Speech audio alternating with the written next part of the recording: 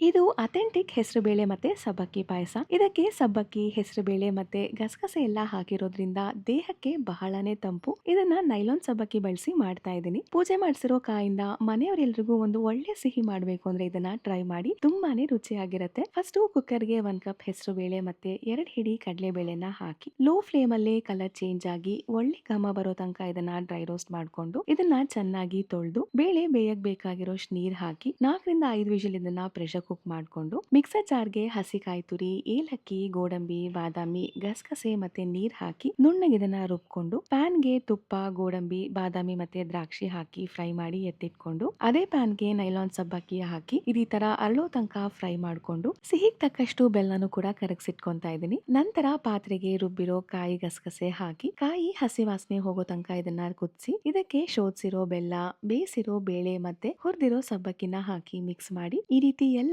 ಚೆನ್ನಾಗಿ ಹೊಂದ್ಕೊಂಡು ಸಬ್ಬಕ್ಕಿ ಎಲ್ಲ ಚೆನ್ನಾಗಿ ಬೆಂದು ಸ್ವಲ್ಪ ಗಟ್ಟಿ ಆದ್ಮೇಲೆ ಲಾಸ್ಟ್ ಅಲ್ಲಿ 1 ಕಪ್ ಕಾಯಿಸಿರೋ ಹಾಲು, ಡ್ರೈ ಫ್ರೂಟ್ಸ್ ಮತ್ತೆ ಕೇಸರಿ ದಳಗಳನ್ನ ಹಾಕಿ 1-2 ನಿಮಿಷ ಇದನ್ನ ಕುದಿಸಿದ್ರೆ ತುಂಬಾನೇ ರುಚಿಯಾದ ಹೆಸರುಬೇಳೆ ಸಬ್ಬಕ್ಕಿ ಪಾಯಸ ತಯಾರಾಗುತ್ತೆ.